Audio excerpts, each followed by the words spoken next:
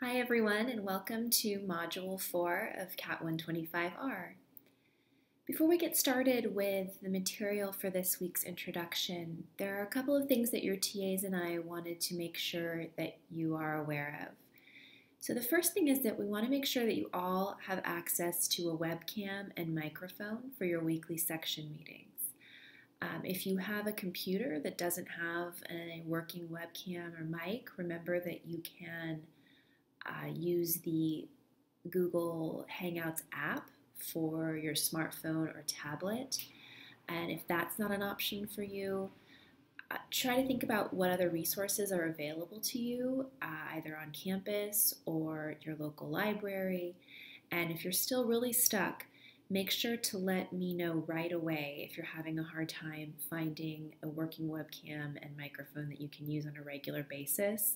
And we will work with UCSD to figure something out, to find a location that you can use. But it's your responsibility to contact me right away if this is an issue for you.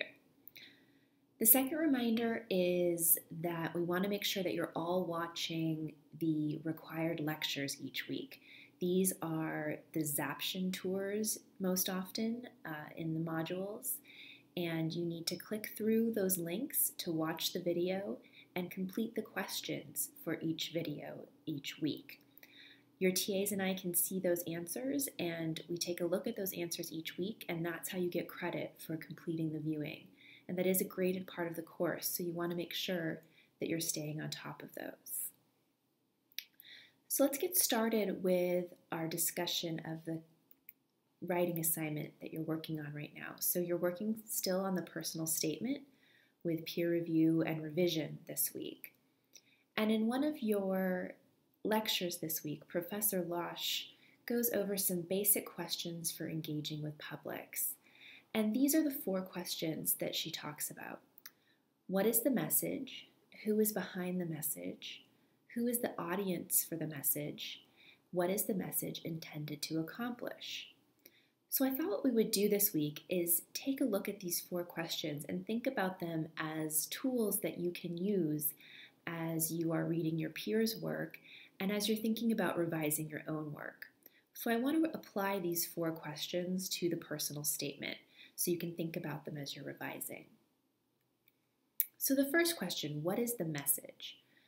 One way to think about this is to think about the controlling idea, or maybe even use the term thesis statement for your personal statement. I'm a little hesitant to use the term thesis statement because it's not exactly a thesis statement. It's certainly not a 5-paragraph essay, but it is a controlling idea. It is the sort of meat of your argument, the substance of the argument that you're making in your personal statement.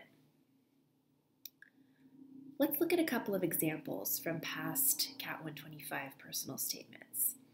So here we have a student applying to law school, and this student's controlling idea reads, "My intrinsic passion for fairness and order, coupled with my analytical and objective leadership ability, serve as constant reminders that I have been brought up to succeed at a high level in the field of law." So this alone is not a personal statement, right? But this is sort of the main point that this student wants to make, the main argument. And all of the concrete details in this student's personal statement serve to support this bigger idea. Here's another one from a student applying to a master's program in environmental science and management. So here the student sets up a larger issue in the field, so explaining that most, if not all, of the pressing environmental issues we face are extremely dynamic, dependent on many different variables.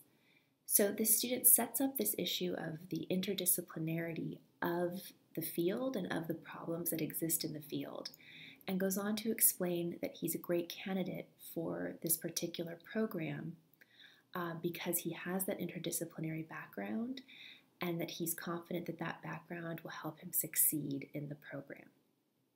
So at the most basic level, what you're doing with the controlling idea for your personal statement is explaining why you're the best candidate for a particular program, a particular scholarship, whatever it is that you're using the personal statement for.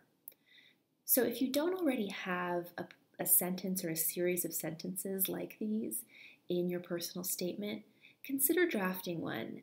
It might not be the very first sentence of your personal statement. It might even actually end up being in the conclusion of your personal statement.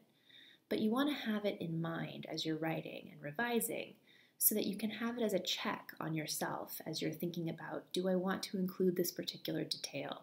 Do I need more detail? And this can kind of be a filter that will help you figure that out. The next question is, who is behind the message? This is your opportunity to construct your ethos. And this is really what we talked about in the intro video last week.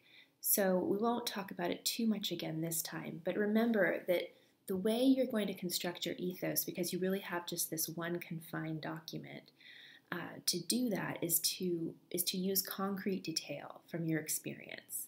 So thinking about the learning opportunities that you've had outside of college and inside of college, and thinking about how those details can help construct the vision or the version of yourself that you're working on portraying.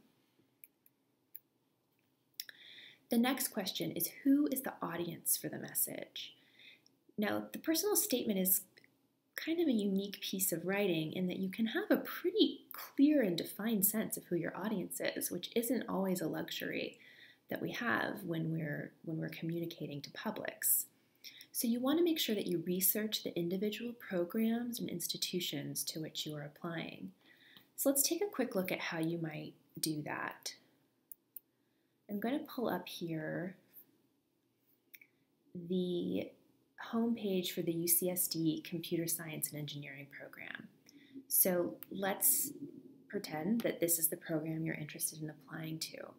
So you want to make sure before you complete your personal statement for any particular program that you spend some time on the program's website.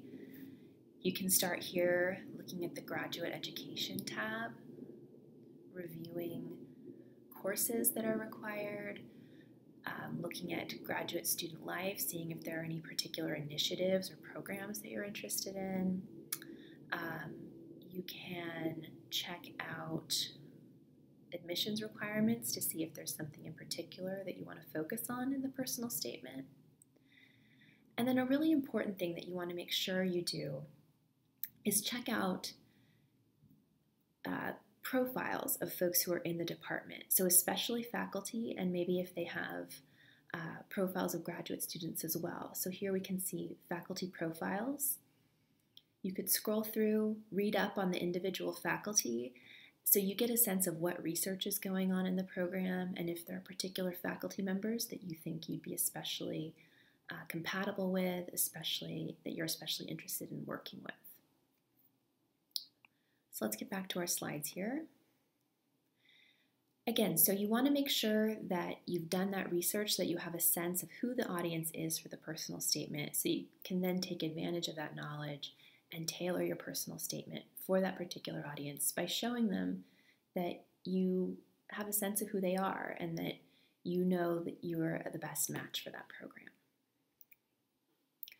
The final question, what is the message intended to accomplish?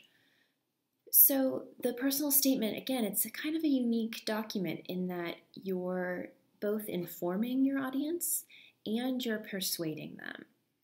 So maybe a better way to put that would be that you're trying to persuade them by informing them, right? So you're persuading them of your controlling idea, which is some version of the idea that you're the best candidate for the program, and you're accomplishing that persuasion by informing them of who you are, what you've accomplished, again, those concrete details that we keep talking about that you want to make sure you're including.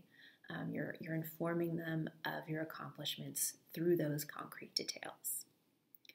So keep these 4 questions in mind as you're revising your personal statement, and keep them in mind as you're reading your peers' personal statements too, and think about what you can learn from what they've written and how you want to reshape your own draft as a result. So let me know if you have any questions. I'll have my office hours this week, and you can always find me via email or Piazza. Thanks.